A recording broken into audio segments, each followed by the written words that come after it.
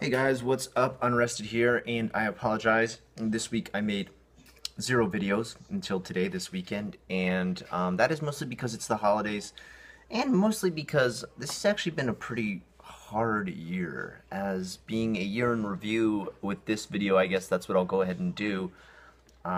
This was the year of the sheep, which is actually my birth year. I was born in 1979, and I am a sheep on the Japanese calendar or zodiac or whatever you want to call it.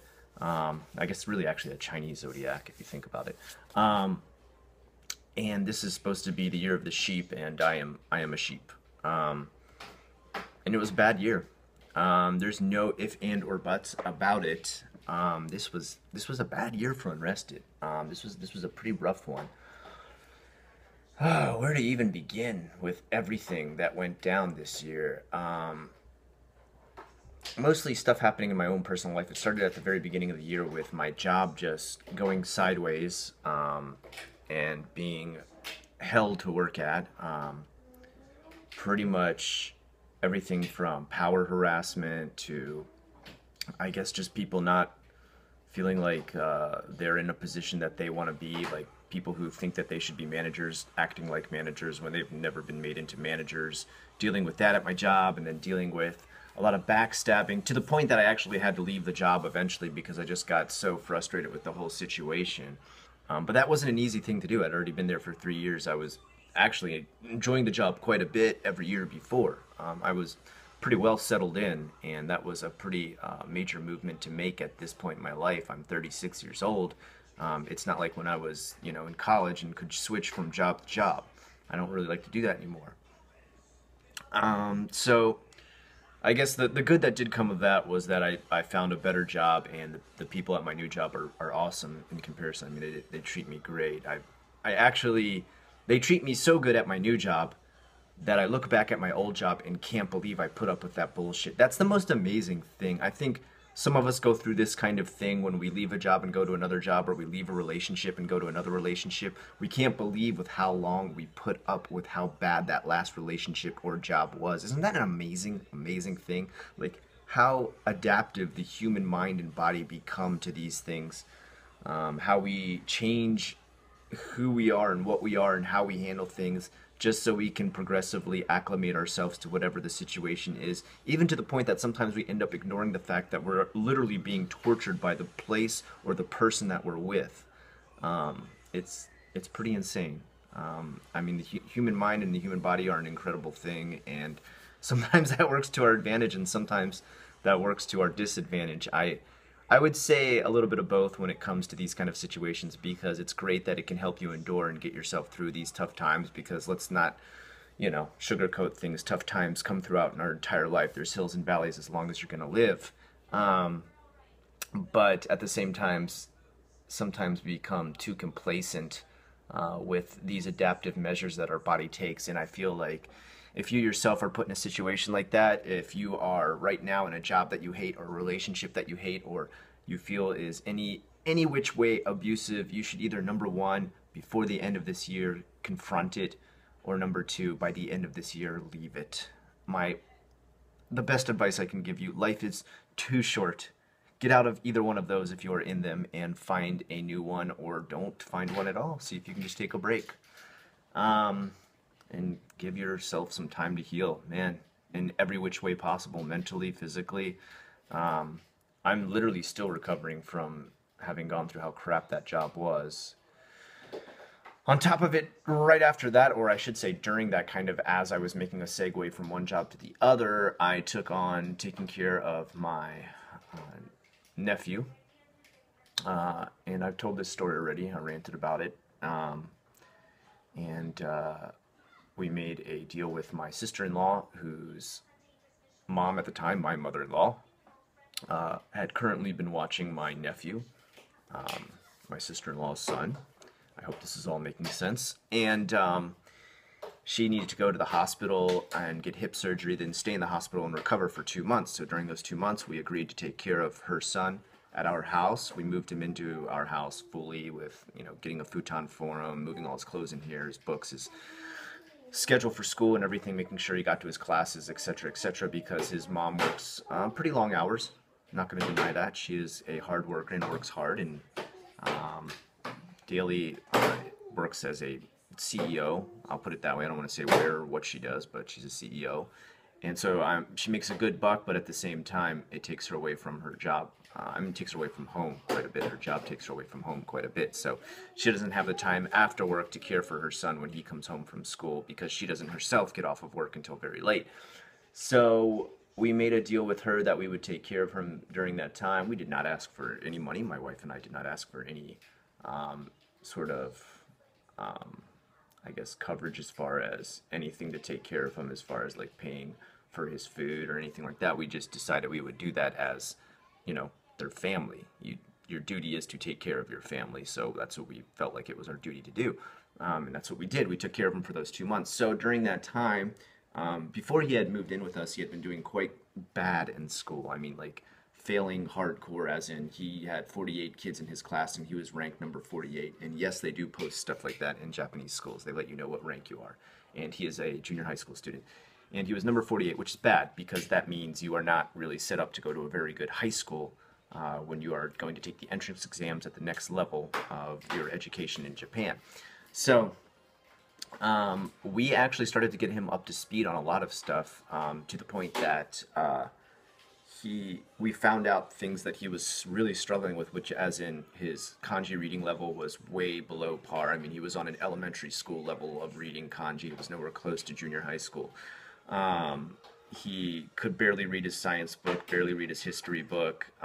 His English homework was just, I mean, he couldn't spell words like one or plate or things like that. Like he just would like randomly put letters together and hope he got it right. So I worked with him quite a bit on the English to get him better at that.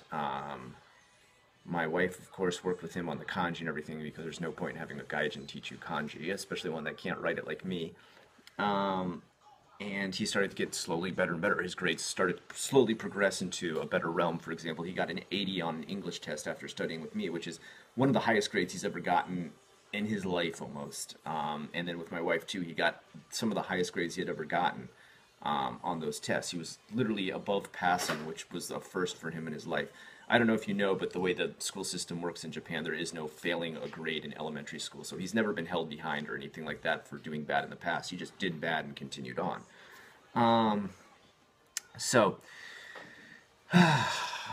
This started to show. His teachers started to notice. His juku, which is cram school, started to notice, and his mom started to notice. So, and his grandmother, who finally came home, my mother-in-law, started to notice. And so his mom, my sister-in-law, called us up and was like, look, I've noticed he's gotten way better, and it's because he's living with you, and I'm wondering, would it be okay if he lived with you for the next 3 years that he went through junior high school? Yes, 3 years. 3 years. You didn't hear that wrong. Not 3 months, 3 years. Junior high school covers about 3 years in Japan. And then you move on to high school. And so we talked about it, my wife and I talked about it. I was like, that is a huge amount to take on. First of all, while my wife was studying with him during this time, we were both working full time. So we're literally coming home from that and then taking care of 2 very small children, 3 and 4 years old, now 3 and 5 actually. My son just had his birthday. And then at about 8:30, finally getting to studying with him, and we ended up not going to bed till almost as late as like 1 or 2 a.m. every night, and waking up at 6 a.m. to start the whole process over. And it was starting to take a toll on us, and I was like, look, if you want to do that, that's cool. I understand. She's your sister. You want to take care of your nephew. I'm not going to tell you no. But what I am going to tell you is that you need to let her know that you need to be compensated so that you can quit one of your jobs, because she's already working. She works full-time, but she works multiple different companies to make a full-time list for the schedule of the week. And I said, you need to pull one of those off your schedule. You need to quit one of those companies so that you're only working, a smaller fraction of the hours, so that the more time to recover for yourself, to study with your nephew, etc., etc. You understand why. And I said, if you're going to do that, then of course we make less money, and we shouldn't be making less money because we're taking care of her kid. We should be balanced out with the same amount of money. We're making a sacrifice for her kid. She can make a sacrifice financially for us for quitting one of our jobs. And so she was like, yeah, that seems pretty reasonable. That seems pretty balanced. Ran it past my sister-in-law, and she would have none of it. She at first said, the first time we asked her, she said, let me think about it. we're like, all right, 2 months are almost up. So at the end of these 2 months, you know, I think at that point we had like another, I don't know, we were 2 or 3 weeks into it. So we still had another 80 days or so for her to decide. No, I'm sorry, not 80 days. That'd be 70 days, 70 days or so to decide. No, that still doesn't make sense. Anyway, I'm bad with math. Have you noticed that yet? That's why I didn't teach the math part of the teaching for my nephew. So anyway, we got through those 2 months. By the end of it, we wanted an answer. And, it was okay if the answer was no, I don't want to pay it. We would just send them back home. And the agreed amount of time of 2 months would be over. And that's it. So be it. That's fine with me. But if she said yes, I was more than happy and willing to take on my nephew into my house, just as long as my wife was compensated and able to quit one of her jobs. I did not want to see her worked to death and then made to study with my nephew, who had a lot of catching up to do. I mean, a lot. Still a lot. Forever a lot. Because he was so far behind. And my sister-in-law still wasn't having it, so she said, no, I haven't made up my mind. You're not giving me enough time to think about it. And we're like, how much time is it going to take? She's like, I need like another 2 or 3 months to figure this out. And we're like, okay, so in the meantime, can you compensate us while you're thinking this out? And she's like, no. That's not another thing I've made my mind up about. I'll make my decision after you take care of him for another 2 to 3 months. And then I was like, no, that wasn't the agreed upon amount of time. It was actually just 2 months. And we said if you didn't come to a decision at that point, it was fine, but that we were going to send him back home, which we then did, and she became furious.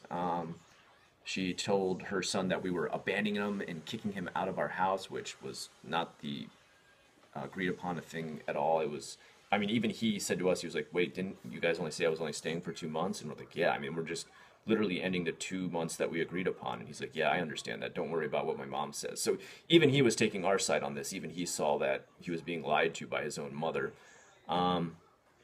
Since then, she has, I guess, kind of an update to the whole story, because I've done a video on this before. Since then, she has completely, I guess, blacklisted us from her family, from her side of the family. She refuses to talk to her own sister, my wife. She, of course, refuses to talk to me, which is fine. I don't give a fuck. And she has gone so far as to not invite us to go to the memorial for her husband, who died. He died many years ago, almost 13 years ago now.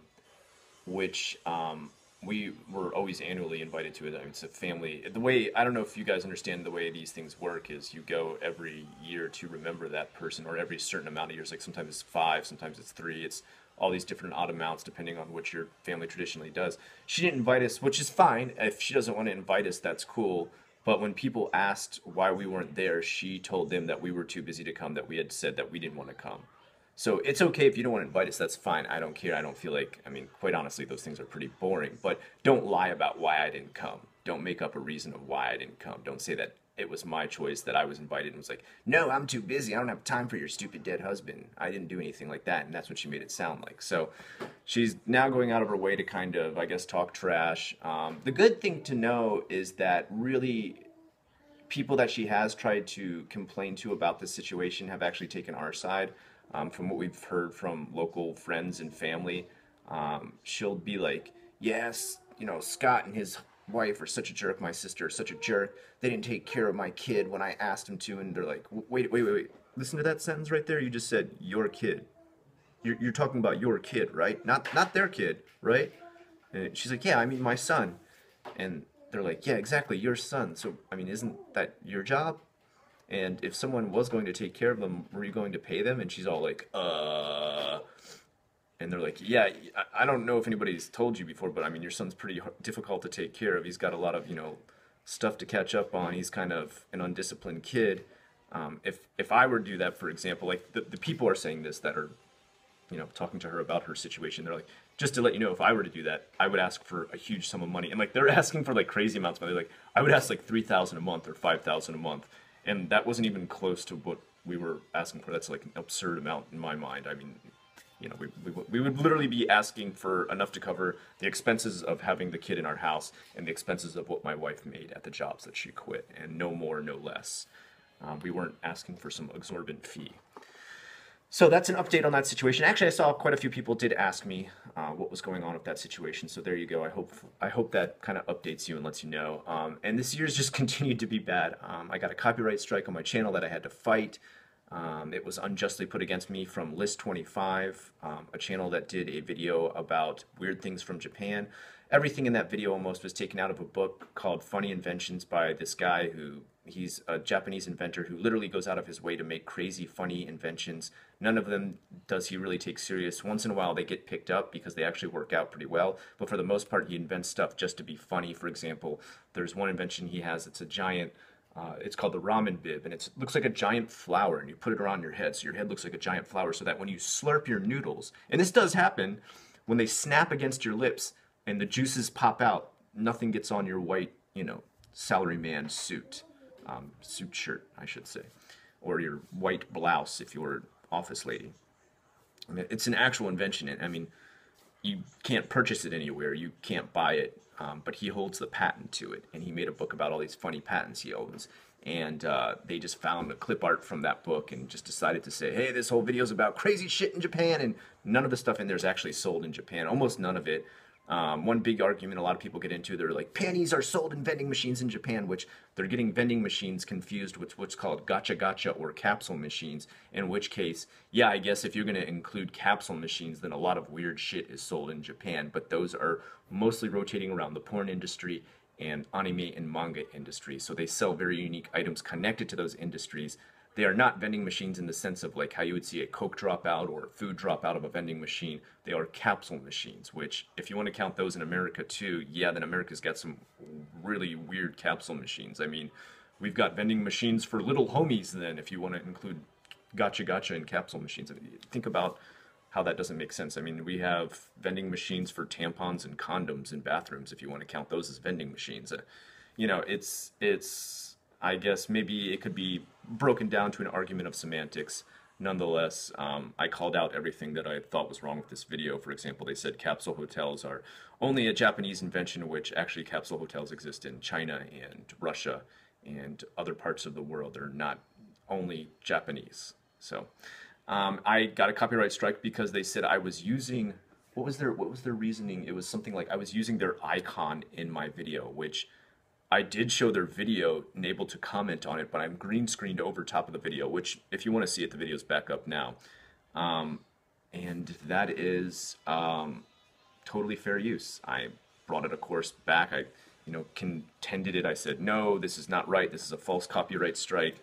Of course, Japan's YouTube's legal department took a look at it right away and said, yeah, this is you making your own video because you're overlapping your own video over top of it to comment on this other video. I'm not literally playing it word for word, sentence for sentence, music for music, and claiming it as my own.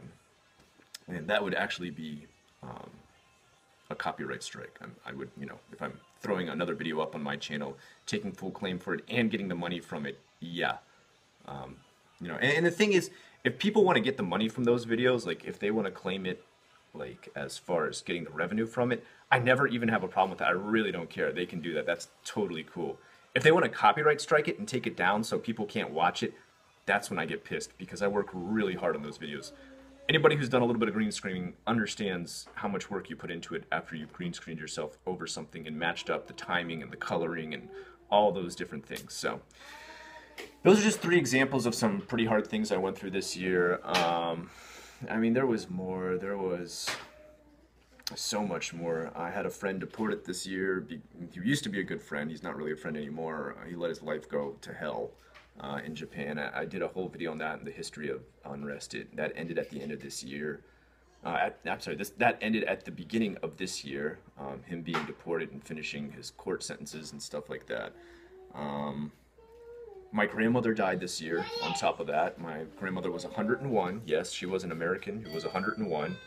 And that is my English lesson. I have to go. So I'm going to end the video here. Maybe I'll do an update later, but thanks so much for listening, guys. Have a good one. I'm Unrested.